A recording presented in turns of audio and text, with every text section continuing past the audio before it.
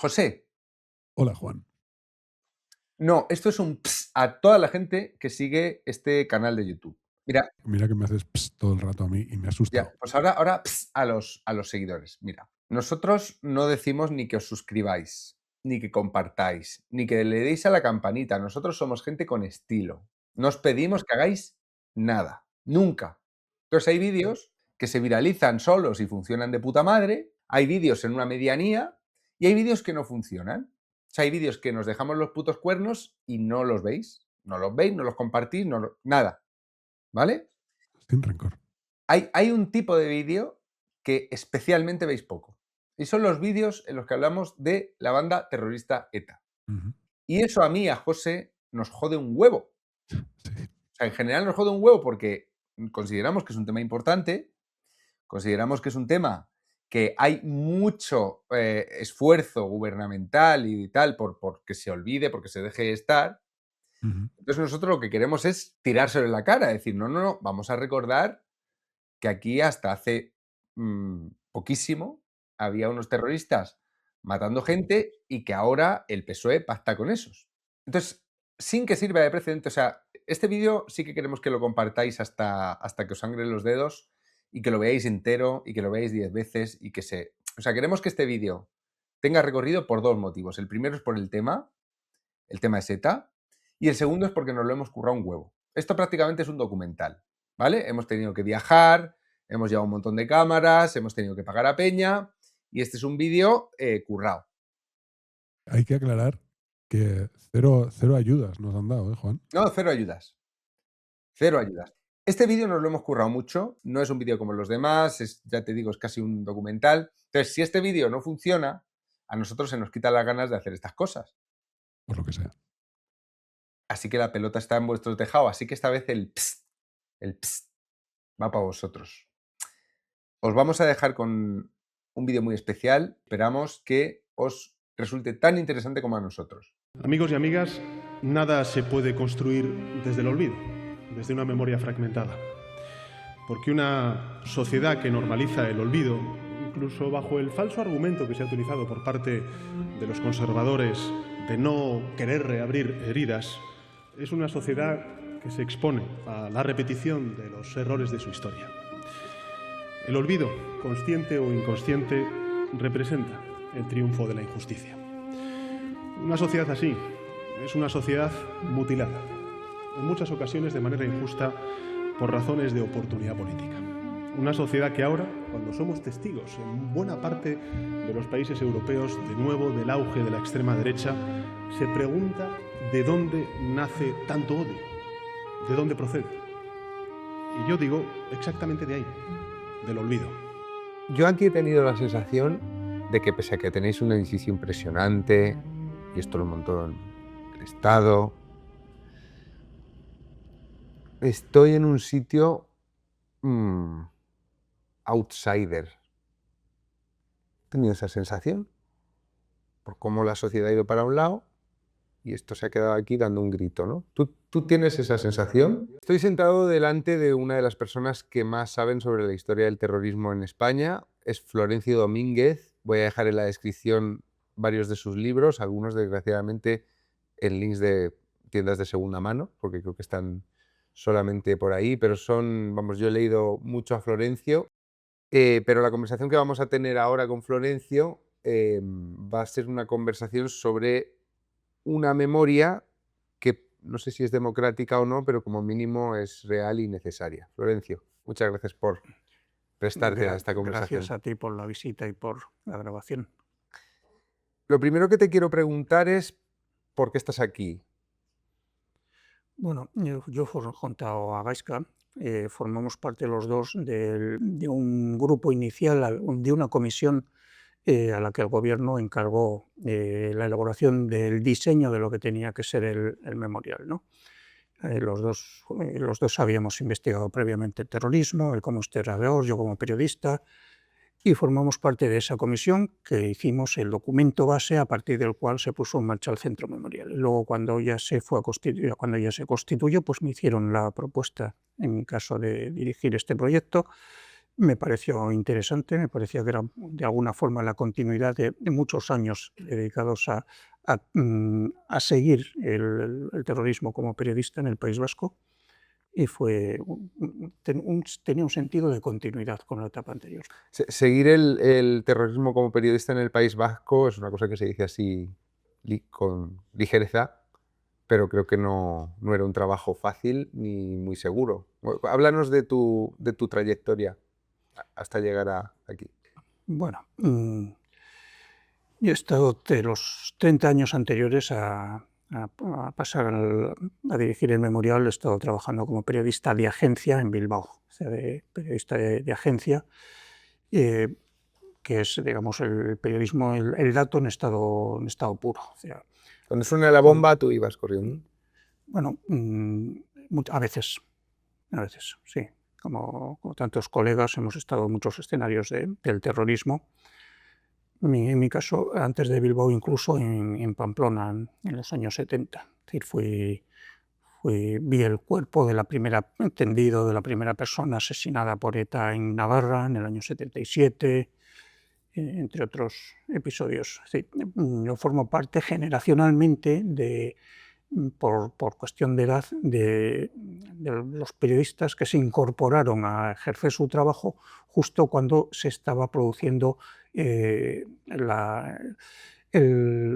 lanzamiento de ETA, el gran boom, los años de plomo del terrorismo de ETA, justo cuando empezaban finales de los 70 y principios de los 80, pues es cuando yo empiezo a trabajar como periodista y coincide en el tiempo, en un espacio, en un escenario donde se producen esos episodios. Y digamos que de ahí nace mi vinculación y mi dedicación durante tantos años a este tema. Ese primer cadáver que ves de un atentado, me imagino que es algo que marca luego tu trayectoria, ¿no? Sí, era el comandante de la ¿Cómo se policía, llamaba? de la policía armada de Pamplona, y fue asesinado justo alrededor de la Plaza de Toros, donde había entonces era una zona de aparcamiento, ahora creo que no, se llamaba... Y lo mataron porque era militar, la policía armada. Porque era el jefe de la policía, sí, en ese momento. Entonces, tú has ido siguiendo, digamos, como periodista a pie de calle lo que ETA hacía cerca de tu zona de trabajo, ¿no? Sí, así es. Y has visto muchas cosas. Bueno, muchas veces han sido otros compañeros de la agencia los que cubrían el atentado, es decir, uno lo cubría desde la oficina y otro desde el lugar del atentado, de eso dependía. Es decir, pero sí, a esta generación de periodistas, que estamos ahora ya de retirada, nos ha tocado ver la historia de lo que ha sido el terrorismo de ETA y, por suerte, incluso el final de la propia organización terrorista. Yo siempre que hablo con un periodista que trabajaba a pie de calle con el terrorismo, siempre pregunto por esto, por el dilema, ¿no? A los terroristas quieren que la gente sepa lo que hacen, ¿no? Entonces los periodistas de agencia están cumpliendo en cierta forma ese servicio, ¿no? ¿Cómo era este dilema para ti? Sí, ese es un debate que ha habido siempre en el periodismo, ¿no? Es decir, el terrorismo sería impensable sin la publicidad que obtiene mediante la violencia, mediante los atentados, mediante el crimen. Y eso lo tenemos lo sabemos los periodistas. Pero tampoco podemos dejar de informar. Es decir, donde hay que ser quizás más críticos, no tanto en la información sobre los hechos. Se ha cometido este atentado, han matado a un policía, han matado a un guardia, han matado a un niño, una señora que pasaba por delante. No tanto el control ahí como en la difusión de las informaciones que contribuyan a justificar el terrorismo. Es decir, ahí es la parte en la que tiene que entrar una mayor atención, un mayor cuidado por parte del profesional de la información. Es decir, no ser meros repetidores de las justificaciones del terrorismo, y probablemente ahí durante mucho tiempo no hemos sido muy críticos en ese ámbito específico de la información sobre el terrorismo. Con el trabajo que hacen los periodistas es con lo que luego los historiadores hacen su trabajo, es una de las fuentes, más allá de los personajes implicados directamente, de las entrevistas que dejan, pero con tu trabajo de periodista empezaste, todavía no eras consciente, supongo, de lo que estabas haciendo, pero a construir esa memoria que aquí está cristalizada con muchas más aportaciones infinitas, ¿no? ¿Cuál es el estado de la memoria hoy para este asunto? En la cuestión del terrorismo doméstico que hemos tenido, el de ETA, el del Grapo, el de otros grupúsculos de extrema izquierda, de extrema derecha, bueno, tenemos una sociedad que da esa etapa por superada y unas generaciones jóvenes que afortunadamente no lo han vivido por cuestión de edad, han tenido la suerte de no tener experiencias personales directas, no lo han vivido y por tanto lo desconocen. Bien, eso tiene una justificación porque el Estado derrotó al terrorismo doméstico y le puso fin, pero tiene una explicación, pero no tiene justificación. Es necesario que en una sociedad, primero los jóvenes conozcan un fenómeno que durante más de medio siglo, que no son pocos años, o sea, desde el primer atentado que cometió ETA en el 59 hasta 2018, que anuncia su disolución, es decir, ha condicionado la vida de 2 generaciones de ciudadanos españoles. Entonces, los padres de estos chavales que no conocen y sus abuelos vivieron muy condicionados por el terrorismo de ETA. Y no solo las personas individualmente, sino la sociedad política, el Estado, las instituciones, la vida pública, fue una amenaza de las libertades. Bueno, pues todo eso debe ser conocido.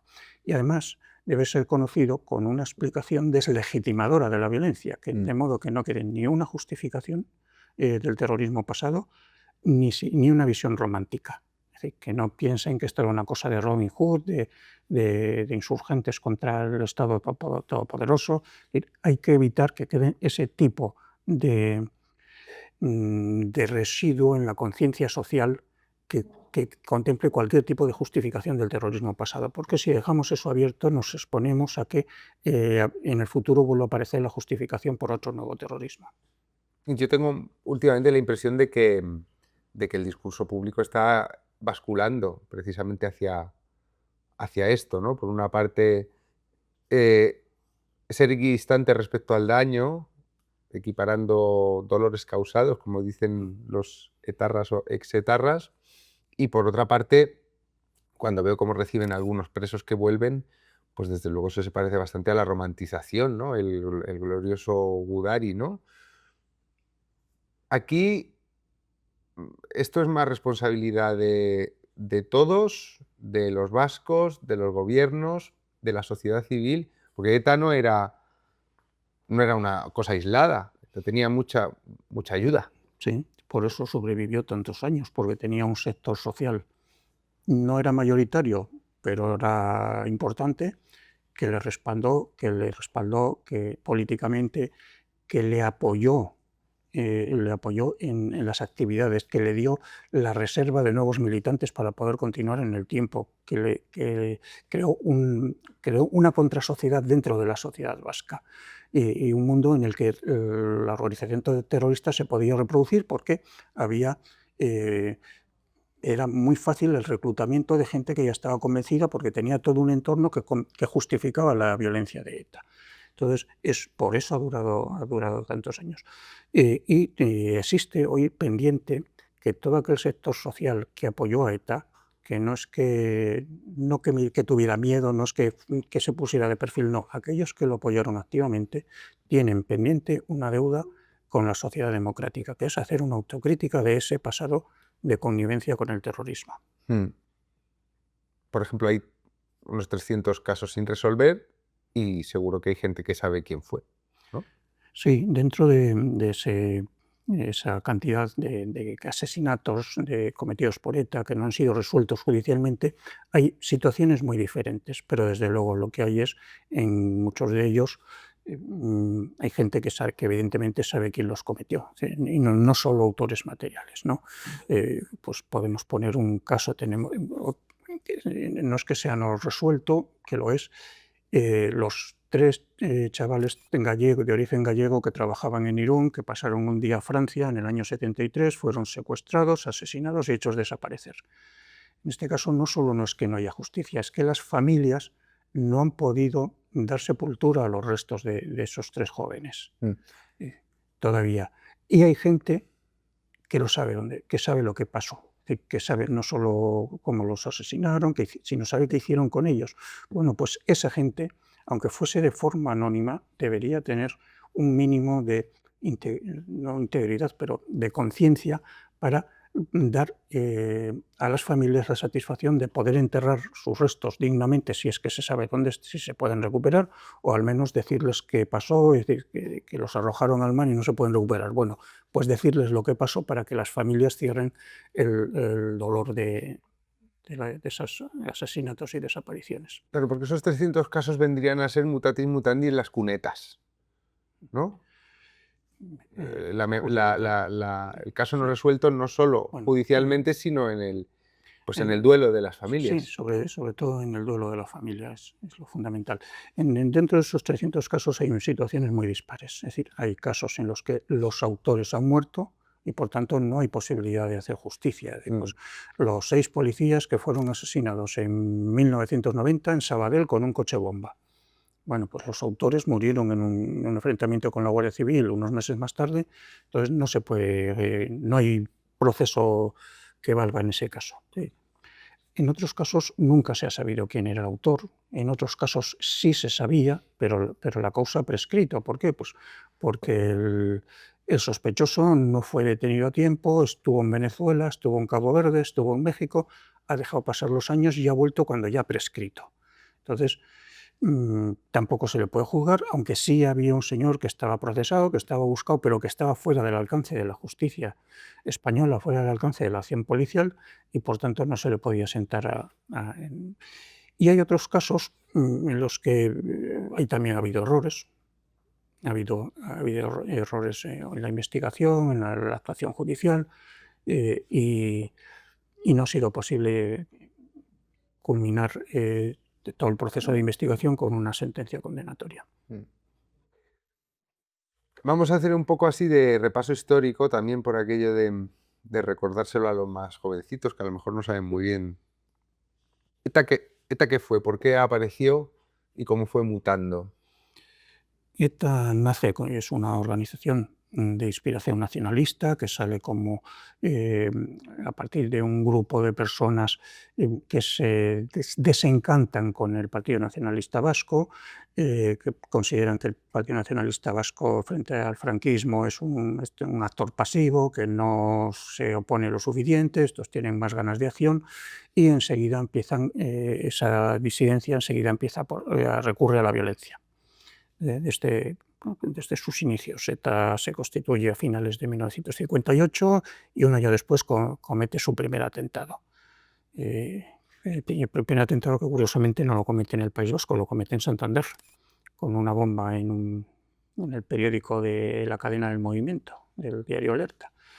Bueno, aunque durante mucho tiempo ETA ha mezclado en su discurso ideológico, ha evolucionado a lo largo del tiempo, pero ha mezclado un izquierdismo, una defensa del socialismo, se ha reivindicado como organización socialista, pero el alma de ETA ha sido fundamentalmente nacionalista e independentista. Quería conseguir la independencia del País Vasco rompiendo con España y la parte francesa rompiendo con Francia. Ese ha sido el núcleo que ha continuado a lo largo del tiempo, con independencia de otros ropajes que eran coyunturales y no tenían, la adherencia que tiene la pulsión nacionalista de ETA. ¿Y cómo va evolucionando? Pues ETA nace en el franquismo, pero el 95% de sus asesinatos se cometen después de la muerte de Franco. Solo el 5% son hasta la muerte de Franco. Es decir, por tanto, a veces se presenta ETA como una organización antifranquista, eso en algunos momentos le ha abierto muchas puertas, le ha dado comprensión en sectores políticos de España y sobre todo del extranjero, presentarlo como una organización que peleaba por la dictadura, obviando que el 95% de sus crímenes fueron posteriores a la muerte de Franco, ¿no? ETA ETA rechazó, no reconoció la Constitución, no reconoció la aprobación del Estatuto, no reconoció los referendos la actualización del régimen foral de Navarra. Es decir, ETA rechazó todo lo que la sociedad vasca, Navarra y el conjunto de España aceptaban democráticamente. Y después de la amnistía a sus propios presos se siguió matando. Sí, sí. No solo eso, sino que mató más. La amnistía, de los varios procesos de indultos, amnistías que hay, el definitivo es el de octubre del 77, y es a partir del 78 cuando empieza a dispararse por razones organizativas, por otro tipo de razones, es cuando ya se dispara la actividad terrorista de ETA. A partir del 78 llega en el 80 al pico más alto, y en la segunda mitad de los 80 ya va descendiendo un poco su actividad, pero todavía con un gran número de muertos. Claro, pero va cambiando. Primero ETA ataca lo que llaman objetivos militares, guardias civiles, gente uniformada, ¿no? Luego el magnicidio de Carrero Blanco, esa gente del régimen. Después siguen atacando a personas normalmente la Guardia Civil, pero hay un momento que eso también empieza a cambiar. Sí, ETA, bueno, la tercera víctima de ETA es un civil, o sea que el asesinato de civiles. Luego, a mitad de los años 70 empieza una campaña que tiene más que ver con el control social, con la intimidación social, que es acusar de supuestos chivatos de las fuerzas de seguridad. Y durante un montón de años se está matando a personas que son acusadas de ser confidentes de las fuerzas policiales. Ya le hubiera gustado a la policía y a la Guardia Civil tener tantos confidentes como los que mató ETA. Con esa acusación, ¿no? Esa acusación la daban para poder matar a alguien a quien querían matar por otro motivo. No. ¿O era paranoia? No, era en parte tiene un punto de paranoia. Un señor un panadero que le vende el pan al cuartel de la Guardia Civil, el camarero que le sirve café a los guardias, el inmigrante extremeño que toma café con el guardia de su pueblo que está en el mismo sitio, en la misma ciudad del País Vasco. Coinciden los dos, se conocen y quedan juntos a tomar café. Sí. Todo, y luego, pero tiene mucho que ver, pero también con no solo emigrantes, hay también, hay una época que hay unos cuantos vascos euskaldunes que hablan euskera, que también son asesinados. Tiene que ver con una forma de control social, de intimidación, es decir, de buscar el aislamiento de las fuerzas de seguridad. Nadie se relacione con la policía o con la Guardia Civil, pero vamos, que eso quiere decir que ni de prestarle un servicio de taxi. Ya que si no te arriesgas a que por sospechas vecinales acabe alguien diciendo que eres un confidente, y solo por eso ya justifican que te maten. Sí, dígame. Buenas tardes. Buenas tardes. Mire, le llamo en nombre de ETA. Hipercor de Meridiana va a explotar a las 3:30. Sobre todo que salga la gente a los aparcamientos. ¿A las 3:30, 4 menos 20. ¿A las 3:30? 4 menos 20. Que salga todo el mundo y sobre todo del aparcamiento que no se mueva un coche. Hola, Euskadi. Pero después empiezan a matar a gente que no tiene ninguna relación, vamos a decir, con la Guardia Civil. Empiezan a matar a poner coches bomba. Los coches bomba aparecen ya a mediados de los años 80. Cuéntanos esa evolución, es que yo creo que la gente no lo tiene acá. Bueno, a principios de los 80, en el inicio de la democracia, hay una campaña contra militantes de la Unión de Centro Democrático, contra el partido del Gobierno de España. En el País Vasco son prácticamente exterminados. El partido queda destrozado. Hay situaciones críticas porque van matando a militantes de la UCD en el País Vasco. He leído que mataban a uno y el que le sustituía también lo mataban, ¿no? O sea, que era Ha pasado. Tenemos el caso más claro en el Ayuntamiento de Rentería. Asesinan al concejal Manuel Zamarreño. Asesinan a José Luis Caso primero, le sustituyen Manuel Zamarreño y después asesinan a Manuel Zamarreño, es decir, concejales del Partido Popular. Y creo que luego hay otra concejala que lo sustituye y le ponen una bomba, no la matan y se tiene que ir. Concepción Gironza, le ponen una bomba en su casa. Es decir, sí, ha habido una persecución contra los adversarios políticos. Esto ya entra en la etapa de la estrategia de socialización del sufrimiento, que a partir del año empieza a aplicarse a partir del año 95, con el asesinato de Gregorio Ordóñez, es el primero. Ha estado precedida por un debate durante 3 años, desde la detención de la cúpula de ETA en Vidar el 30 de marzo del 92, provocó una crisis en ETA, una crisis en todos los terrenos, pero sobre todo en el terreno de la moral de los terroristas. Y los etarras creían que ellos no podían ser derrotados policialmente, que podían detenerlos, detendrían a uno, a otro, vendría un sustituto y ellos siempre estarían ahí. Pero la captura de un solo golpe de toda la cúpula de ETA les hace asumir por vez primera que pueden ser derrotados policialmente. Y entonces ellos empiezan a reflexionar y se dan cuenta, ellos son términos suyos, que están en una situación, en una guerra de policías contra ladrones, como si fuera un juego, ¿no? Y entonces que los ciudadanos están desvinculados de su guerra, que eso es su problema, y para romper esa situación de una guerra de los terroristas contra la policía sin que el resto de la sociedad se vea concernida, diseña lo que se bautizaron como estrategia de socialización del sufrimiento, que consiste en, sobre todo, a los partidos no nacionalistas, en algún caso también hubo objetivos de nacionalistas perseguidos, en perseguirlos por tierra, mar y aire, es decir, implicando a las juventudes de HB, para acosarles en la vida cotidiana, quemarle el coche a la China, perseguir a los que llevan el lazo azul, quemar autobuses con el transporte público. El gran escándalo que se montó Iñaki Sagasti, porque en un autobús que fueron a quemar, que quemaron y estaba viajando su madre. A tratar de desestabilizar a la sociedad, en que la sociedad no sintiera que la lucha contra el terrorismo era un asunto de terroristas y policías, y dentro de esas estrategias estaba la de hacer pagar a los dos grandes partidos nacionales, fundamentalmente el Partido Popular y el Partido Socialista, más en Navarra la UPN, la Unión del Pueblo Navarro, y también a intelectuales que se involucraban, a los que eran referentes sociales o referentes intelectuales en la lucha ideológica contra el terrorismo, acosarles, perseguirles y ponerlos en el punto de mira para que, por miedo, digamos, condujeran al Estado a rendirse. Es decir, si me van a matar a mí como militante del Partido Popular o como militante del Partido Socialista, que el presidente del gobierno negocie con ellos, ¿no? Es decir, y lo arregle para... Ese era el objetivo de los terroristas, intimidar por medio del crimen. ¿Y estuvieron en algún momento cerca de conseguir sus objetivos? Tuvieron mucha capacidad de sufrir, pero no de derrotar al Estado.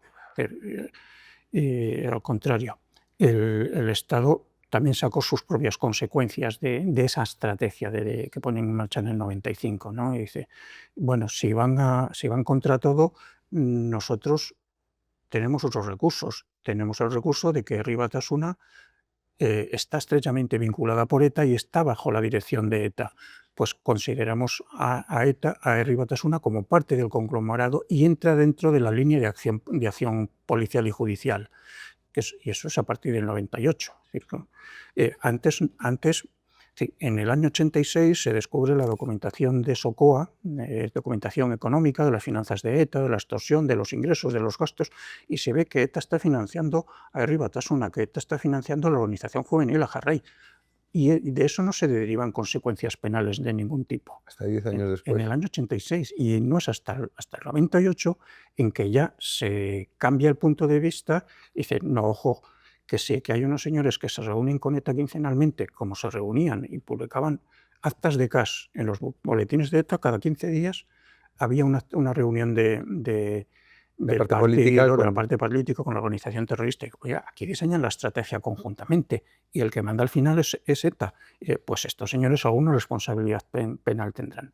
Y precisamente, quizás como consecuencia de la persecución que ETA hace contra los partidos constitucionalistas, la respuesta es así, pues aquí jugamos todos y tenemos elementos suficientes para perseguir al entorno político, y eso acaba siendo uno de los factores importantes que conduce al final de ETA, es decir, la ilegalización de HB, de las siglas posteriores, de las ramas juveniles, es uno de los factores que acaba provocando un conflicto de intereses dentro del mundo de ETA, entre los miembros de esas organizaciones ilegalizadas, que quieren volver a ser concejales, que quieren volver a ser diputados, que quieren cobrar del erario público, y a ETA, como eso le da igual, pues acaba habiendo una tensión entre ellas. Pues eso es resultado de las políticas de ilegalizaciones que complementa la eficacia de la política de persecución policial y de la colaboración con Francia.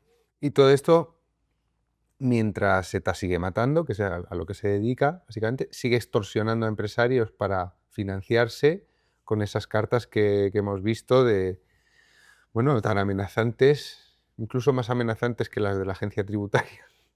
Al no haber entregado a Euskadi Askatasuna la ayuda económica solicitada por importe de 10 millones de pesetas y habiendo vencido los plazos estipulados, le comunicamos que a partir de este momento, tanto usted como todos sus bienes se convierten en objetivo operativo de ETA, quedando en manos de nuestra organización el cuándo y el cómo debe actuar contra usted, un declarado enemigo de la lucha por la libertad de Euskal Herria.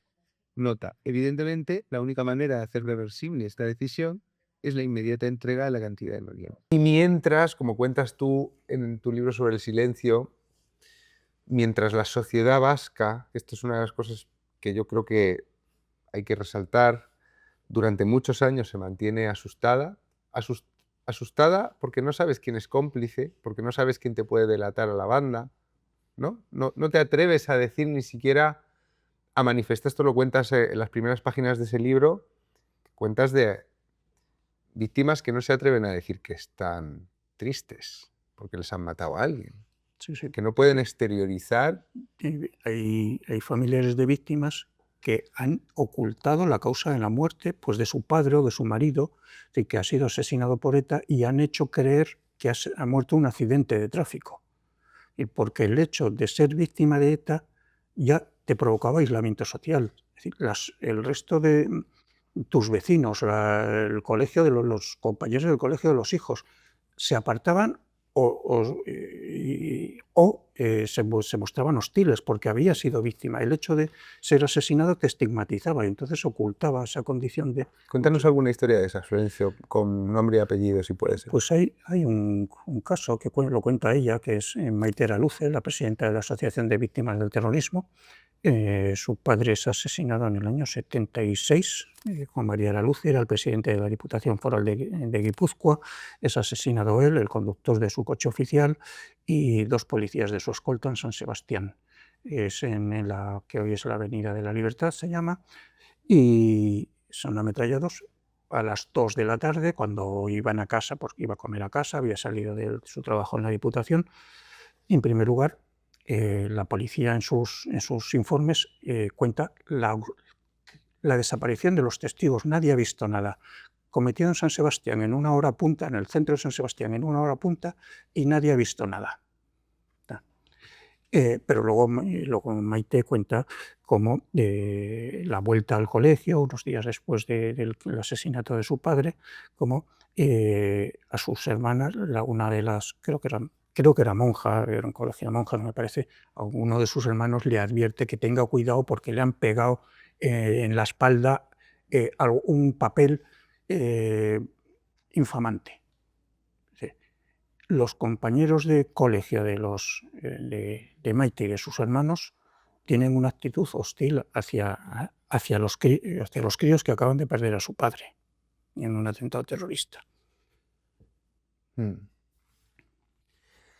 Y esto lleva a alguna gente, dices, a inventarse la causa de la muerte, ¿no? Sí. Como se hace a veces cuando alguien se suicida, ¿no? Sí, es que ha habido... a mí me contaba un día un policía que fue herido en un atentado en Eibar, como vivía de alquiler en un piso con su mujer, como los propietarios de la vivienda van a decirle que se marchen de la casa cuanto antes, no vaya a ser que ETA vuelva a intentar matarlos y les destroza el piso.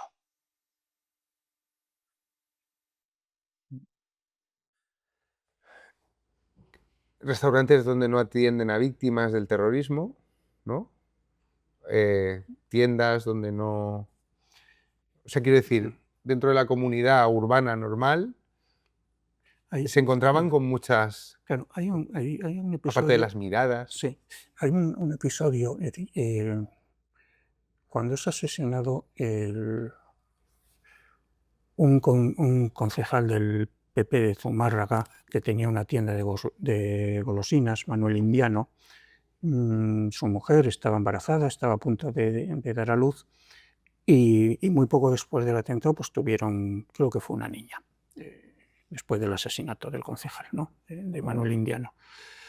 Hubo una concejal de Euskal Kartasuna que se implicó en apoyar a esa mujer, a su hija, en arroparles, en transmitirle cercanía.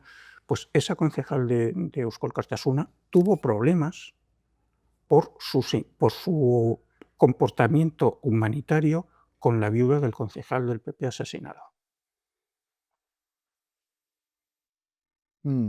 Hemos visto las notas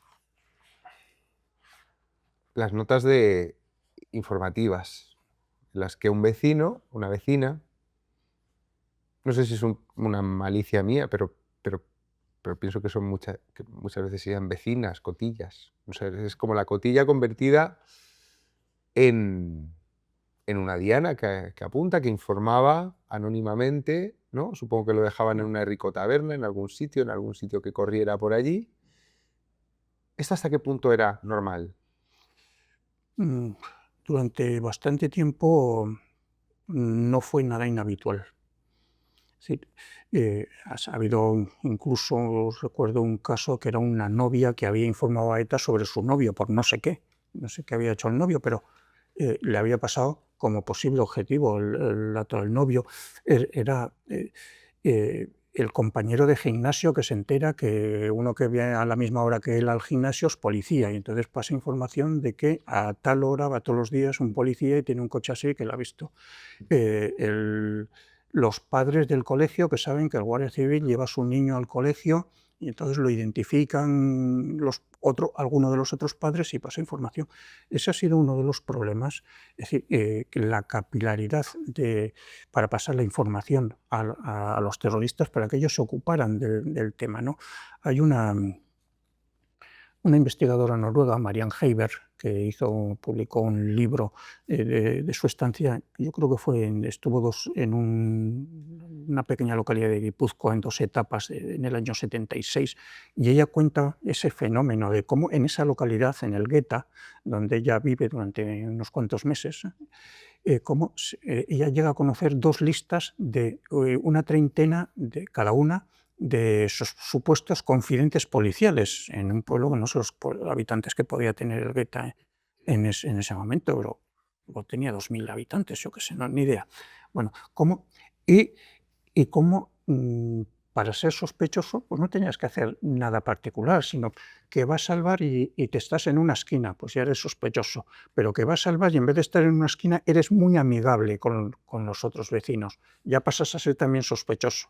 O sea, ni contigo ni sin ti tiene mis penas remedio, ¿no? Que hice la copla. Pues algo de eso. Dice que se pasaba la información y se daba por supuesto que ETA ya se ocuparía de eso. Cuenta el caso de un señor que había perdido su trabajo, por lo que sea, la empresa había cerrado, había reducido personal, le habían indemnizado, le habían dado una indemnización por el despido, se había ido de unos días de venidor de vacaciones y cuando vuelve ya se ha corrido el rumor de que es confidente policial porque recibe dinero y de algún sitio tiene que sacar dinero para irse a venidor de vacaciones. Y tiene que ir con sus justificantes a dar explicaciones. Mira, esta es la liquidación que me dio la empresa, este es el dinero y me gasta todo esto en venidor. O sea, a justificar con papeles que no es confidente policial. Porque su vida depende de ella. Claro, porque ya se había corrido el rumor de que era ¿por qué? Porque se había ido unos días de vacaciones a Benidorm. O sea, mataron muchos falsos confidentes, mataron muchos falsos camellos también cuando les dio por la lucha contra la heroína, ¿no? Por salvar la salud del pueblo vasco y tal. Pero llega ese momento de las víctimas que yo he conocido generacionalmente, que son los concejales, los periodistas, ¿no? pues la historia de Fernando Savater, de José María Calleja, toda esta gente. ¿Tú ahí ya estabas implicado de una manera más visible con la lucha contra el terrorismo o seguías siendo un periodista raso? Cuando empieza Gesto por la Paz, todo esto. No, vamos, sí, yo sigo trabajando hasta el final en la agencia, aunque ya compatibilizaba con artículos de opinión en El Correo, en La Vanguardia, en Diario de Navarra, y luego se llega un momento, en lo que mencionabas al principio, que dices, bueno, tengo toda esta información que día a día estoy obteniendo.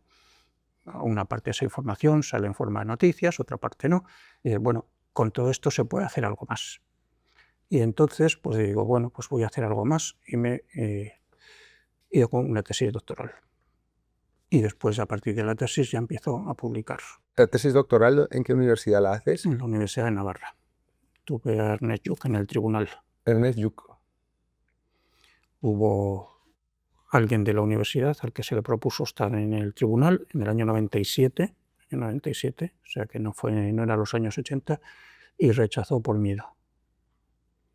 Bueno, En cambio, Ernest Lluch,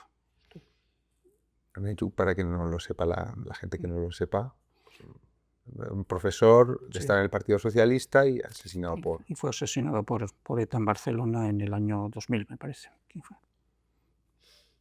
El ambiente de la Universidad de Navarra me imagino que no sería malo, No, se podía trabajar perfectamente. pero hay universidades en el País Vasco donde sí ha habido Bueno, un ambiente malo. durante mucho tiempo lo que ha habido era una escasez de investigaciones sobre el terrorismo de ETA. A pesar de que era lo más próximo que teníamos alrededor, había una escasez de investigaciones sobre eso. Porque había miedo, o desinterés, o todo a la vez. Hombre, desinterés no creo, porque el tema era omnipresente en la vida pública y en la vida privada. Es decir, los ciudadanos, las encuestas que hacía el Euskobarómetro durante muchos años, dirigido por Paco Llera en la Universidad del País Vasco, revelaban, ponían de manifiesto el miedo ante una pregunta muy sencilla. ¿Usted habla de política en un bar? Vamos, ni de coña. O sea, estaba muy claro lo que se podía hacer y lo que no. A toro pasado, parece que las víctimas del terrorismo siempre han estado ahí, dando la cara, con las manos en blanco, en las manifestaciones. O sea, lo que tú describes son todos esos años en los que la víctima era el hereje de la sociedad vasca, era el apestado, donde nadie les apoyaba, donde a las plataformas no les hacían caso a nadie, ¿no? Pero una vez que toda esa respuesta, a partir de mitad de los 90, ya se empieza como a creciendo, ¿no? Cuentan los de Gesto por la Paz, que primero en algunos sitios eran 3 que se ponían allí y una horda de abertzales que les insultaban, ¿no? Y que poco a poco iban creciendo. ¿Cómo viviste tú todo aquel...? Sí, el fenómeno de Gesto por la Paz aparece en la segunda mitad de los 80. Quizás hay Cristina Cuesta, cuyo padre había sido asesinado, era un delegado de Telefónica en Guipúzcoa y había sido asesinado en el año 82 o en el año 83. Es, digamos, la primera víctima que aprovecha una conferencia de Juan Luis Cebrián en San Sebastián para hacer un llamamiento, aprovechar que una figura tan relevante del periodismo y de la vida política española como Cebrián estaba en San Sebastián para intervenir en el turno de preguntas y hacer un primer llamamiento, ¿no? ¿Así es así? Sí. Y entonces eso da lugar a una primera asociación que se llama que se bautiza como Denon Artean, Paz y Reconciliación, y bueno, y luego ya van apareciendo con otros focos de algunos colegios, un movimiento que luego conduce enseguida a Gesto por la Paz, ¿no? A la aparición de una organización autónoma, bueno, que durante muchos años pues era la conciencia colectiva, que salían después de cada asesinato, también después de cada vez que había una muerte violenta, tanto si un etarra le estallaba la bomba como si había un asesinato, ¿no? Pues ellos salían a unos puntos predeterminados, unos miles de personas dispersas en todas las localidades del País Vasco, muchas veces aguantar el chaparrón. En Echarri, Aranaz, en Navarra, Gesto por la Paz dejó de hacer reuniones porque no podían soportar el acoso que estaban teniendo, ¿no? Entonces, pues ahí dejaron de... Bueno, Y dices que salían a... Bueno, eran algo silencioso, ¿no? Ponían una pancarta y a veces había 10 personas, era una sí, cosa sí, bastante pequeña sí, en sí, cada sitio, ¿no? sí, sí, Pero dices que también salían cuando a un etarra le explotaba una bomba sí, y se moría. sí. O moría en un tiroteo. Sí, sí, exacto, que siempre que había una muerte violenta, ellos salían a manifestarse, a expresar. Y aún así, eso era considerado un desafío Sí, por parte de la izquierda del Chal. sí, porque en el mundo de ETA, ETA ha rechazado, lo decía antes, ha rechazado los resultados de las urnas, ha rechazado la aprobación de la Constitución, la aprobación del Estatuto, ha rechazado la puesta en marcha de las instituciones autonómicas vascas, rechaza la legitimidad de las instituciones. Entonces su legitimidad no son las urnas, porque ahí es minoritaria, era minoritaria. Su legitimidad era el control de la calle, la presencia en la calle, ser capaz de sacar más manifestantes que nadie. Y entonces, cuando Gesto por la Paz empieza a aparecer en las plazas públicas y a manifestarse, aunque fueran 4, conceptualmente es disputarles la legitimidad a los terroristas. Ellos lo veían de esa manera. Entonces pues hay un momento en que no solo los hostigan verbalmente, sino que pasan agresiones contra las personas que llevan el lazo azul. Es decir, porque esas personas están poniendo en cuestión la legitimidad que la propia organización terrorista se da a sí misma como una legitimidad alternativa a la democrática. Ellos no aceptan los resultados de las urnas porque no ganan las elecciones, bueno, ganan en municipales, gobiernan y tal, pero no son mayoría. Y entonces eso no les sirve para medir, lo suyo es el control de la calle, la presencia, y por eso ellos lo suyo es la movilización permanente. Sacar gente a la calle por cualquier motivo, sacar todos los primeros viernes de mes en apoyo a los presos, por cualquier cosa, estar presentes de forma permanente. El control de la calle es lo que les da a ellos, les hace sentirse legítimos, porque si no tendrían que reconocer que están asesinando en contra de la voluntad mayoritaria del pueblo vasco. Esto se les cayó encima con Miguel Ángel Blanco, ¿no? Había habido ya antes... Sí. Bueno, las manifestaciones eran muy pequeñitas, ¿no? Pero Gesto por la Paz sí que había crecido. En algunas ocasiones había habido manifestaciones grandes. En el año 89, cuando se está en las conversaciones de Argel, el pacto de Ajuria con el Lehendakari Ardanza a la cabeza, convoca una manifestación en Bilbao multitudinaria de cientos de miles de personas, ¿no? Y es tan importante esa manifestación que los terroristas se acongojan y rompen las conversaciones de Argel.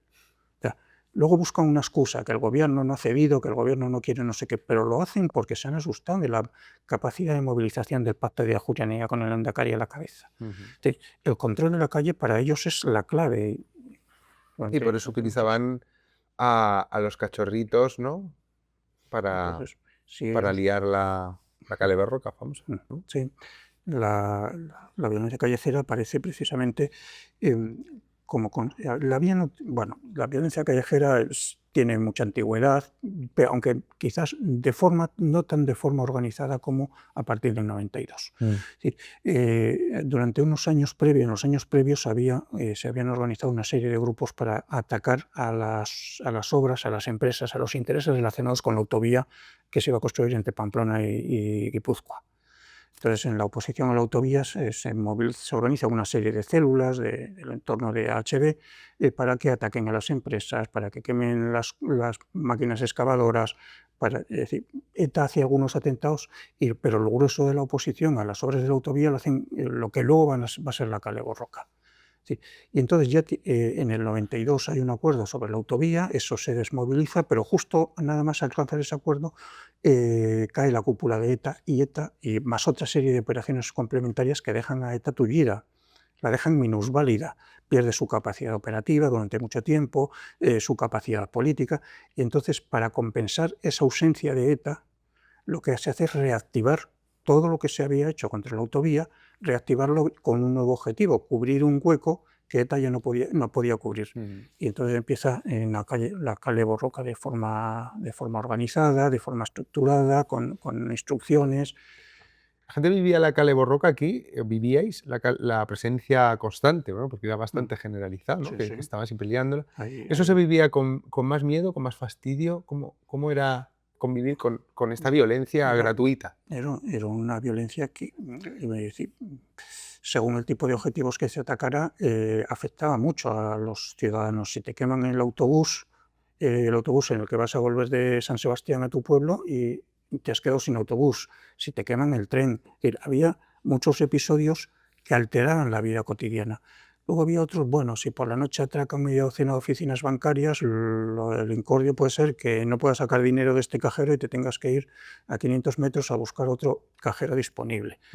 Pero sí, es un incordio en la vida cotidiana y eso es lo que se buscaba, que los ciudadanos no permanecieran indiferentes ante el terrorismo y presionaran a través de los partidos, de las instituciones, para que alguien solucionara eso por la vía más fácil, que es por la vía de la cesión. Hay algunas historias de gente constitucionalista cuyos hijos estaban en la Cale Borroca, ¿no? O sea, hay historias Sí. bastante... Te quiero preguntar sobre las familias. Hay muchos estamentos en los que se puede analizar el impacto que ha tenido el terrorismo, pero creo que en el País Vasco en concreto, tanto empresarios, diputados, miembros de ETA, guardias civiles, en fin, ¿cómo ha afectado los años del terrorismo en democracia a las familias? Ha habido familias que cuando no eran particularmente proclives a la violencia, eran familias normales, pero si uno de sus hijos se veía involucrado porque lo detenían por Cale Borroca o porque ingresaba en ETA, normalmente no era raro que la familia, los padres, se radicalizaran a continuación. O sea, que eran los padres Claro, el hijo es detenido, está en la cárcel, y entonces, ¿qué vas a hacer? Si tienes que ir a verlo, tienes que ir a verlo en el autobús que te organiza los tentáculos de ETA. Entonces ya les debes algo. Entonces, si vas en el autobús, tienes que ir los viernes a protestar por la dispersión o para apoyar a los presos. Entonces te metes en un círculo de dependencias y son los padres los que de partida no eran ni violentos, ni partidarios de la violencia, los que acaban radicalizándose y asumiendo de alguna manera, porque cuesta, es decir, es humanamente, pues, a lo mejor es más sencillo pensar que tu hijo puede tener razones profundas para hacer lo que ha hecho que pensar que tu hijo es un asesino. Es mucho más duro lo segundo que lo primero. Entonces, así como ha habido algún caso singular de los padres que salen a decir que están avergonzados, pero singular, recuerdo un caso de los padres de uno implicado en un asesinato decir que estaban avergonzados en público de lo que había hecho el hijo, ¿no? Lo normal ha sido lo contrario, que los padres acaben comprendiendo y disculpando lo que hacía el hijo. ¿Hay alguna historia de alguien que ha delatado a su propio padre, no? ¿No hay un político cuyo hijo estaba en ETA? Tiene un libro, o sea, mi hijo estaba... Sí, José Ramón Goñi-Tirapú. Goñi-Tirapú. Sí. Cuéntanos esta historia, por ejemplo. Bueno, pues tuvo un hijo suyo. Bueno, él era presidente de la Diputación. No, gobernador civil de Gobernador Guipúzcoa, civil. militante del Partido Socialista y luego durante una época gobernador civil de Guipúzcoa y un hijo suyo, pues como lo cuenta su historia en el libro, pues se hizo de ETA. O sea, le queda consuelo de que ese, al menos personalmente, no mató el hijo. Pero También sí, he oído historias de... No sé quién es el que salva la vida a un niño. ¿Cuenta esa historia? Es que yo creo que estas historias está bien recordarlas. Ramón Baglietto era militante de la Unión de Centro Democrático en Azpeitia, si no me equivoco, y un día que en la calle ve como una madre que va con dos niños, y uno niño en brazos y otro con un balón. Al niño que va con el balón se le escapa la pelota a la carretera y el niño se va a coger la pelota y viene un camión y la madre va a rescatar al niño y Baglietto coge al niño que lleva en brazos y se lo queda. Y la madre intenta rescatar al niño del balón y el camión mata a los dos, a la madre y al niño. Bueno, pues ese niño, rescatado por Baglietto, muchos años después lo mata. Mata a la persona que le salvó la vida siendo un bebé. ¿Sí?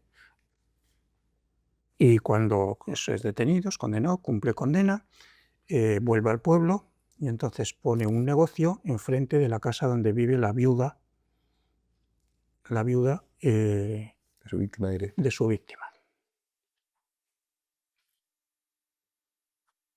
Y supongo que no son muy amables con ella. No fueron muy comprensivos. Al final la viuda se tuvo que marchar a vivir a otro pueblo. Hay víctimas de primera y de segunda, creo, ha habido. Ha habido víctimas que conocemos muy bien, que se han organizado, pero a mí lo que me sorprendía, sobre todo cuando ahora de vez en cuando salen documentales o aquí que tenéis tantos testimonios, ha habido víctimas realmente de tercera también. Las víctimas en general han estado durante muchísimo tiempo literalmente abandonadas. Es decir, la primera ley de víctimas no se aprueba hasta el año 99. La ley de solidaridad con las víctimas se aprueba en el año 99 y la segunda en 2011, ya una modificación de la primera, ¿no? Durante mucho tiempo están abandonadas por completo. Luego es verdad que hay víctimas que son más conocidas que otras. Es decir, cuestión de derechos tienen los mismos, efectos legales. Lo que pasa es que obviamente hay víctimas que, pues porque eran cargo público, tenían una proyección personal previa.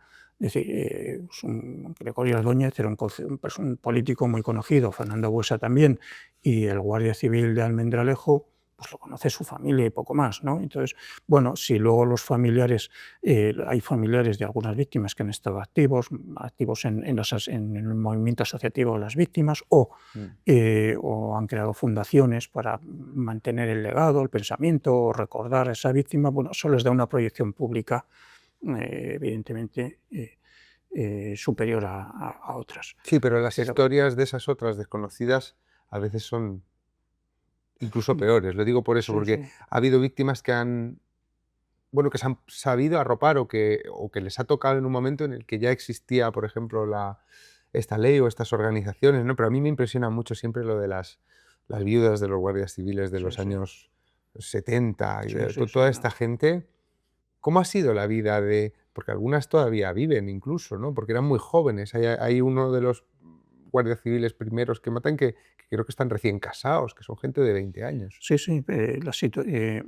claro, la situación en el caso... Cuéntanos la historia, perdona, de una víctima, sí. O sea, ¿cómo es su...? Bueno, José María Calleja cuenta en uno de sus libros la historia de un policía que era de Ceuta, creo recordar, que se llama Mohamed Ahmed Abderrahman, policía musulmán, que es asesinado en el año 84 en la autopista cerca de Irún. El policía se había pedido, su mujer tenían un niño o una niña que tenía una enfermedad congénita y eso les conllevaba un gasto superior al ordinario y entonces se pidió destino en el País Vasco porque se ganaba un poco más para poder afrontar la enfermedad de la niña. Bueno, el policía muere en un atentado en San Sebastián en el año 84. Entonces, como tantas viudas de policías y guardias civiles que no son naturales del País Vasco, que vienen del resto de España, que vienen de Zamora, de León, de Huelva, en este caso de Ceuta, se tienen que volver a Ceuta. Se vuelven a Ceuta con su hija, con esa enfermedad crónica que tiene y sin ningún recurso. Entonces, se tienen que empezar a buscar y muchas veces, pues a lo mejor no tenía una cualificación laboral. O sea, ¿qué hacer? Pues ir a fregar escaleras para tratar de buscar, de ganarse la vida, para mantener a la hija, para poder atenderla. Y eso ha pasado muchas veces. Es decir, guardias civiles, como viven en la casa cuartel, cuando el marido es asesinado, pues se han quedado sin vivienda. porque tienen que desalojar la vivienda porque va a venir otro guardia para ocupar la plaza que ha quedado vacante. Entonces, ¿qué hacen? Volver al pueblo con los padres o con los suegros o Abandonados. abandonados por el Estado. Encierran los cuarteles. Ha habido atentados en cuarteles donde solían morir muchas veces los niños, porque morían los niños en sus cunas, quiero decir, o sea, que Sí. donde estuvieran, ¿no? Aquello de las explosiones en los cuarteles, ¿tuvo algún tipo de...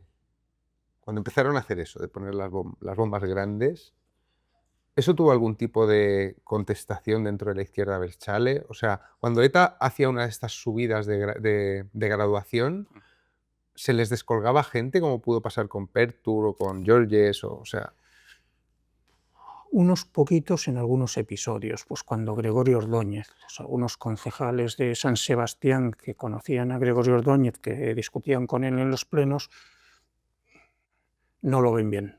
O sea, pero, no lo ven bien. sí, pero normalmente sí, porque algunos se van, pero la mayoría se resigna.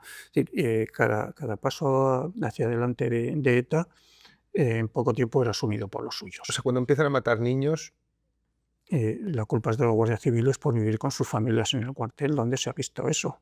eso es lo que decían. Esa es la argumentación. O sea, ¿No es que lo diga ETA? Sí, eso es lo que ETA y su mundo. No, es que los tienen como rehenes, los tienen Escudos humanos. como escudos humanos. La responsabilidad. Y de hecho, pues ETA cuando mata al primer guardia, al guardia Pardines, aprovecha para difundir una carta entre los cuarteles para decirles que vamos a matar a sus maridos, qué tal, y ETA pues amenaza, oye, que saquen a las familias de los cuarteles. Mm. Tú, más allá de estos primeros, del padre de John Viar o así, ¿tú has hablado con etarras Sí. en conversaciones? Sí, hay muchos, sobre todo de épocas pasadas. Es decir, Bueno, de los que, pero esos no sí, cuentan, sí, ¿no? sí. Digamos, los Ya, que claro. creían estar luchando contra el Sí, franquismo y sí. se... De eso es la mayoría. Y después no son demasiados, por desgracia, los que han hecho el camino de vuelta. Ujú. En fin, no son demasiados. Hay algunos, pero... La ETA. Pues hombre, que la ETA no se estudie a día de hoy, todo el mundo dice, joder, claro, o sea, pero hay líderes políticos ahora mismo, a día de hoy, utilizando la palabra ETA con una ligereza, cuando hay muchas víctimas de ETA, cuando hay, o sea, y hay mucha tergiversación, y la izquierda abertzale vasca era pacifista.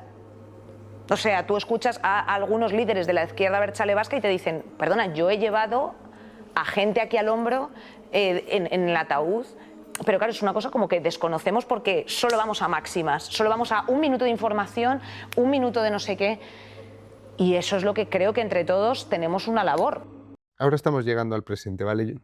Yo en los últimos años, como yo he vivido el terrorismo, pues como murciano, que se iba enterando de estas cosas y como ciudadano, a mí siempre me ha fascinado la rapidez con la que desde el año 11 y el 18, que no son, pues esto ya parece que fue hace 1.000.000 de años, ¿no? Parece que no está más cerca el franquismo, parece, según lees los periódicos y oyes a los políticos y tal, y cómo Bildu ha pasado de ser un partido minoritario y radical a estar a punto de tenerlo del Endacari aquí, ¿no? Como el escándalo de que haya asesinos con delitos de sangre en unas listas municipales, como que, bueno, no, pues quitamos a 3 o 4, y cómo se está poniendo ya sistemáticamente en las fiestas eso que se supone que está prohibido, que es la propaganda etarra, ¿no? O sea, yo estoy viendo que hay una amnesia falsa, no, porque hay perfecta memoria de lo que pasó, pero que se está fingiendo, pues eso, que la Inés Hernás, o sea, que sale una chica en la tele y dice, no, pero es que eran pacifistas la izquierda derecha. Y cita el caso de Aralar, que esperó a que hubiera 796 muertos antes de romper con ETA. Vosotros estáis en una especie de lugar que debería ser abierto, ¿no? Debería pasar mucha gente por aquí para conectar con esa memoria, pero yo tengo la impresión de que estáis en una especie de bastión. Porque está el discurso cambiando a vuestro alrededor. Bueno, Eh, a- ayer el Endacari salió a volver a reclamar a la izquierda abertzale el suelo ético que aprobó el Parlamento vasco hace ya unos cuantos años. Es decir, matar estuvo mal, no hubo justificación para el crimen. Es ese el suelo ético, es decir, que aprobó el Parlamento vasco, que se ha mantenido, que a veces parece que hay días en los que se nos olvida, pero que sigue estando presente ahí. Esa necesidad de autocrítica que tienen que hacer los que apoyaron la violencia, que tienen que reconocer y que tienen pendiente, que no han hecho todavía. Ese mundo todavía sigue arropando a los miembros de ETA, es decir, cuando salen de la cárcel no han roto, o sea, no es que humanamente no hayan roto con ellas, es que políticamente siguen justificando lo que hicieron. Aunque a veces no lo expresen abiertamente, pues acaso incurren en un delito, pero no les parece mal lo que se hizo. O sea, falta esa autocrítica de todo ese mundo que sigue dando cobertura a los miembros de ETA que van saliendo poco a poco por cumplimiento de condena de las cárceles. Sí, pero lo que te quiero decir es que cuando yo oigo a Pello Ochandiano, por ejemplo, hablar de que hay que frenar el fascismo en Euskadi, ¿no? Porque hay una manifestación de 4 falangistas o porque viene Vito Quiles, cosas así, ¿no? Cuando le oigo con esa educación, esa limpieza que tiene, tengo la impresión de que ese discurso ya lo he oído hace 30 años y que era el discurso que justificaba pegar tiros en la nuca a la gente. O sea, es lo que te digo, que noto que se han duchado, pero yo no veo diferencias. Antes estábamos viendo propaganda abertzale de la época de ETA y comunicados internos y boletines de la banda terrorista y encuentro el mismo mensaje que hoy oigo decir a Bildu. Sí, no, aquí El antifascismo este. sí, aquí ha habido atentados de extrema derecha, atentados confusos, pero aquí nunca ha habido apoyo social a ese tipo de atentados. En cambio, al terrorismo de ETA sí, esa es la gran diferencia. Claro, la derecha españolista condenó, bueno, los GAL fueron unánimemente condenados. Sí, sí, o sea, nunca hubo respaldo social ni a los GAL, ni al Batallón Vasco Español, ni a otras siglas que hicieron algún otro atentado. Es decir, se hicieron esos atentos, pero sin respaldo social alguno. En cambio, el problema era el terrorismo de ETA, que ese sí tenía un respaldo social potente, y que por eso sobrevivió y que por eso ha llegado hasta hoy sin hacer una revisión de su pasado. No se mata, pero las ideas por las que se mataban han adquirido un nuevo carisma, ¿no? Tenemos una situación que no es muy distinta a la que se ha producido en Irlanda del Norte.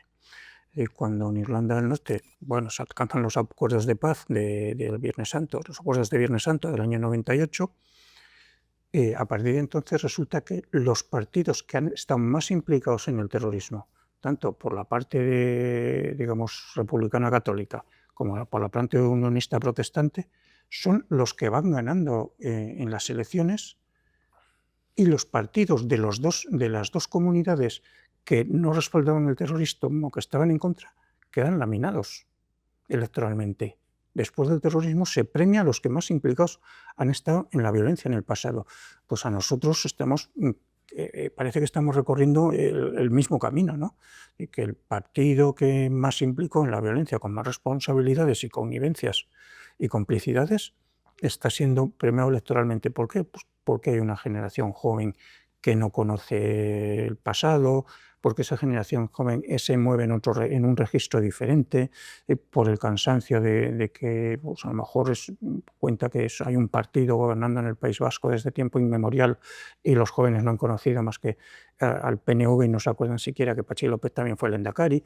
Bueno, pues a lo mejor por factores por ignorar todo lo que ocurrió sobre el terrorismo y en unos votos motivados por otras circunstancias que no tienen nada que ver con eso, pues está premiando al partido que tuvo las responsabilidades que tuvo. Ahora te voy a hacer una pregunta de abogado del diablo. La grandeza de la transición fue en parte un ejercicio de desmemoria. Por eso ahora están saliendo todavía las cunetas famosas. O sea, quiero decir, fue una cesión de dos bandos que se habían matado después de una dictadura, de un bando que había sido represaliado por otro, y fue una cesión muy generosa por todas las partes de decir, vamos a olvidar. ¿Tú crees que aquí se puede dar una transición en la que haya que dejar gente en las cunetas y olvidar? En la transición se decidió no ajustar cuentas con el pasado porque se conocía demasiado bien, ¿sí? Porque se conocía, no porque por desconocimiento, sino por todo lo contrario. Y se hizo una ley de amnistía generosa y se hizo borrón y cuenta nueva.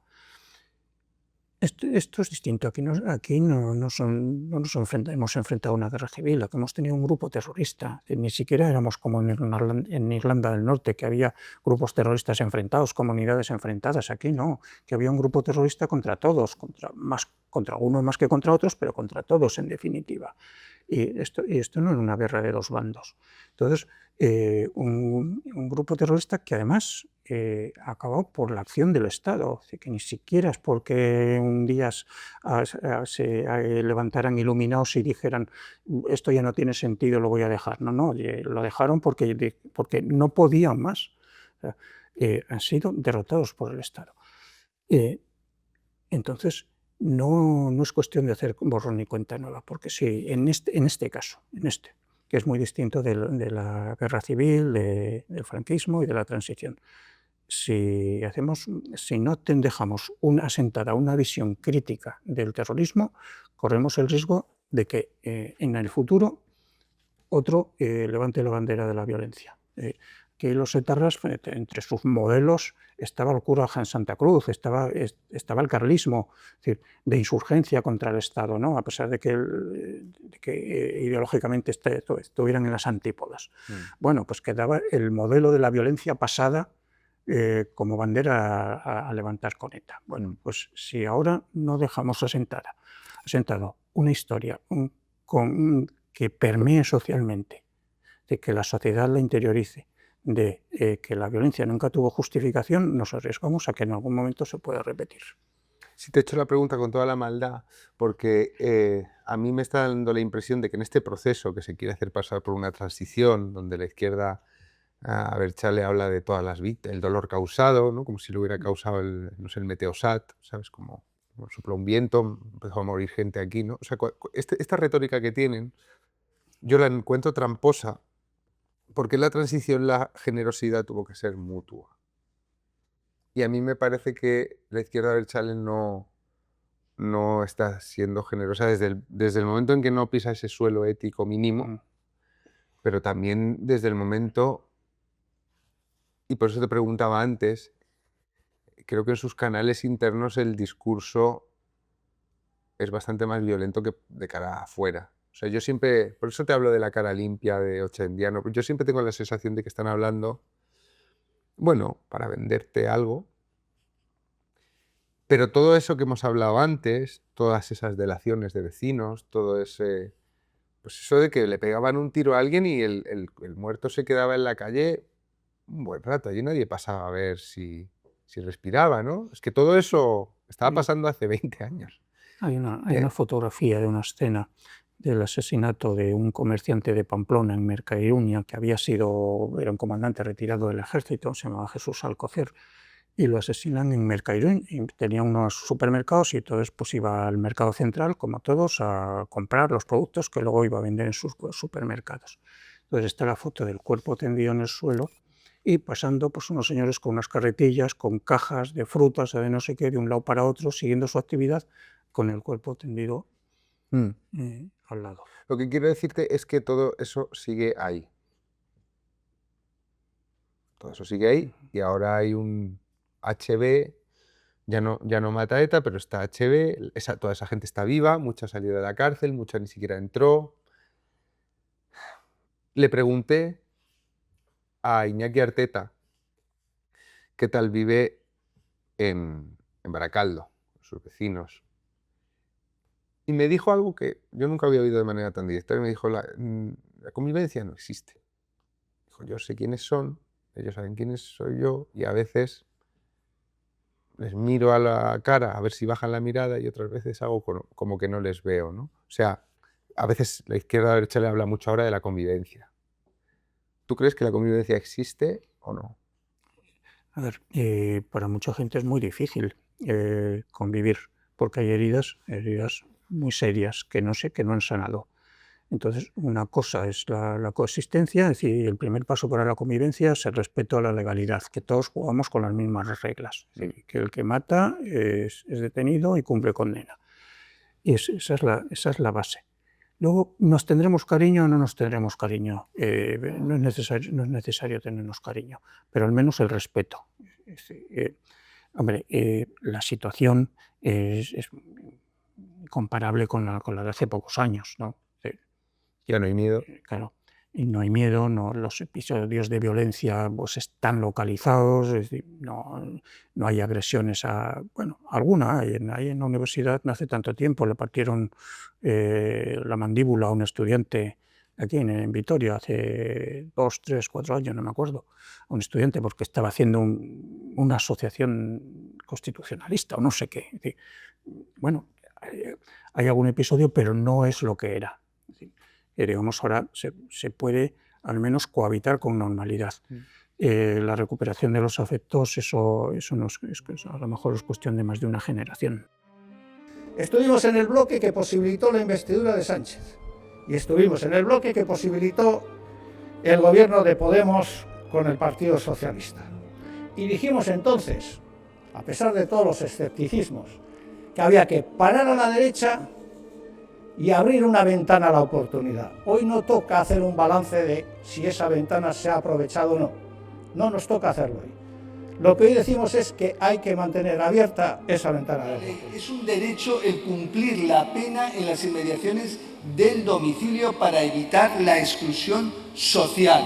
La política de dispersión, lo hemos dicho muchas veces, era una política antiterrorista. Vencida ETA, desaparece. Sin vascos independentistas de izquierda y catalanes independentistas de izquierda no hay gobierno PSOE Podemos en el Estado. Y eso es lo que nos ofrece la posibilidad de negociar cosas.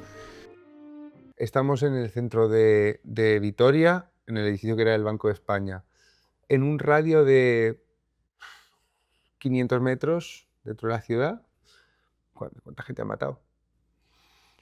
Pues si vamos hacia atrás, hacia la calle Cuchillería, nos podemos encontrar con una placa de un comerciante que se apellidaba Sota y que fundía su tienda y lo mataron. Si vamos en dirección a la estación del tren, que está a 10 minutos en línea recta, tenemos la placa de otra víctima de ETA. Aquí en un lateral tenemos la subdelegación del gobierno que ha sido atacada con cócteles Molotov un viernes sí y otro también. Hay muchos espacios. Hay en un radio que no sea de más de 500 metros tenemos el escenario del asesinato de un teniente coronel. En todas las ciudades, y Vitoria no es la que más, tenemos una geografía del dolor. Ahora, por suerte, se están poniendo placas, Vitoria las tiene desde hace tiempo, ahora las están poniendo unas placas nuevas o han puesto ya. En otras ciudades como San Sebastián ya llevan un tiempo, Bilbao, Pamplona fue pionera, puso placas a todas sus víctimas hace unos años, y se están poniendo al menos placas de recuerdo de esas víctimas. Pero las familias no necesitan placas, las familias lo saben, agradecen que se pongan las placas y que se les recuerde socialmente. Pero casi todas las ciudades vascas tienen esquinas donde se han producido crímenes o atentados o ha habido heridos. ¿Y las placas se suelen vandalizar también? Sí, quizás... A ver, este año se han producido varios episodios de esos, este año, quizás más que los anteriores, pero bueno, en general, en Pamplona me comentaban que habían respetado bastante las placas, había habido algún ataque, es verdad, pero en general bastante respeto. En San Sebastián también, aunque ha habido varias que también han, pues las placas que recuerdan a Araluce y a sus al conductor y a los escoltas las vandalizaron, pero las vuelven a limpiar, las vuelven a reponer. Yo creo que hay más respeto, aunque ya digo, este año, en lo que llevamos de 2025, ha habido unos cuantos episodios de vandalización de placas en Durango, en Baracaldo, San Sebastián, es decir, ha habido varios episodios. La última pregunta que te voy a hacer, la última tanda breve. ¿Cuántos? Bueno, esto es un centro de memoria. Tengo que daros la enhorabuena. Yo he hecho hoy mi primera visita y es conmovedor, pero es muy informativo y no es nada sensacionalista lo que hay aquí. No es un museo de curiosidades. Se está contando la historia. Pero no he visto a nadie. Esta semana es de las bajas. Es decir, de los años que llevamos, miras el calendario y ves que hay ciclos, que hay semanas en las que no sabes por qué hay muchas visitas y otras en las que hay pocas. Ayer coincidió, si hubieras venido ayer te hubieras encontrado con unos 60 o 70 chavales que estaban de visita de un colegio. Eso te quería preguntar. Hay ciclos. ¿Qué gente entra aquí? ¿Y qué gente no entra? Hemos superado ya las 127.000 visitas desde la inauguración, en el 1 de junio de 2021. De esas 127.000, más de 9.000 han sido colegios, alumnos. Solo 9.000 de 125.000. Sí. No, nos gustaría que fuese mucho más. En el Memorial de Noruega, por ejemplo, los responsables nos contaban que la mitad de sus visitas son colegios. Bueno, nosotros llevamos 3 cursos completos, 22-23, 23-24 y 24-25 cursos completos. Cada curso ya empieza a venir más que el anterior. En el último curso escolar, pues ya las visitas han representado aproximadamente el 10% del total de visitas. O sea, estamos muy lejos del 50% de Noruega, pero progresamos lentamente, pero progresamos. Para que vengan más colegios, ¿quién tendría que tomar esa decisión? ¿Profesores? ¿En los propios centros lo pueden hacer? ¿O está incluido la visita al memorial en algún programa de, no sé, de currículo de historia, por ejemplo? Bueno, a ver, hay universidades que nos traen de forma regular sus alumnos, es decir, de periodismo de Pamplona suelen venir, de historia de Valladolid, es decir, hay una de Salamanca. ¿Colegios, no? No, de colegios sí, de colegios vienen, esos que te he dicho son de colegios. Los colegios dependen en primer lugar de los profesores, luego de que los colegios tengan los recursos para, no sé, si tienen que desplazarse desde Bilbao en un autobús, pues para pagar el autobús, no sé, a lo mejor todos los colegios no lo pueden hacer, los colegios públicos no sé si tienen presupuesto para eso, bueno, pero en primer lugar es la implicación del profesor. Esa es la clave, que los profesores estén motivados, que los profesores previamente, a ser posible, lo ideal es que previamente traten el tema en clase, que no vengan sin haberlo hablado en clase, sin haberles dado un poco de información, un poco de historia, y luego ya, si después de la visita además complementan con el testimonio de una víctima, es lo ideal. Enseñanza en clase, visita, testimonio víctima. Vale. Esto podría ser un sitio muy institucional. Pues igual que pasa en Noruega o igual que pasa en Alemania con los del Museo de la Stasi o el del Holocausto. Todos estos museos de política, ¿no? De historia. Yo aquí he tenido la sensación de que pese a que tenéis un edificio impresionante, y esto lo montó el Estado, estoy en un sitio outsider. ¿He tenido esa sensación? Por cómo la sociedad ha ido para un lado y esto se ha quedado aquí dando un grito, ¿no? ¿Tú tienes esa sensación?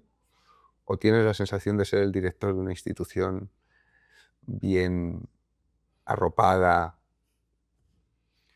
A ver, una institución para que funcione necesita el apoyo, pues en este caso nosotros somos una institución pública adscrita al Ministerio del Interior, con un patronato muy plural y complejo. Y para que funcione lo que necesita es que le faciliten los recursos necesarios. Por suerte nos los facilitan. Y eso nos permite hacer muchas cosas. Y nos ha permitido en los últimos 15 meses llevar exposiciones a 45, 46 universidades, espacios universitarios. Llevar la exposición de Rolando. Es decir, mientras nos han permitido trabajar libremente, desarrollar el proyecto. Obviamente tenemos unos órganos, una comisión ejecutiva, un patronato, a los que damos cuenta de nuestras actividades, pero no nos han coartado en nuestro trabajo. ¿Entra el dinero del Estado? Sí. ¿Del gobierno vasco? No, esto, como somos fundación pública, el sector público estatal nos financia el Estado. ¿Empresas vascas? No, solo financiación pública. ¿Y el patronato? ¿Patronos? Los patronos son representantes institucionales. Vale. Del Gobierno de España, Gobierno vasco, Gobierno de Navarra, el Congreso, el Senado, la Fundación Víctimas del Terrorismo y el resto de autonomías de forma rotatoria. Florencio, Don Juan, muchas gracias, no por el rato que has hablado conmigo, sino por esto que tenéis aquí. Yo haré lo posible por daros a conocer en gente que nos conoce y que venga mucha gente más. En el último patronato le tocaba al de Murcia y luego no se presentó. Pues, o sea, que se le va, si lo veo le tiraré de las orejas. Tiene un año, si no tenemos patronato en un año se le pasa el turno. Sí, bueno. Sí, había confirmado que venía. Pues haremos lo que podamos, a ver si nos ve. Yo he hecho hoy mi primera visita y es conmovedor, pero es muy informativo y no es nada sensacionalista lo que hay aquí. Es un museo de curiosidades, está contando la historia.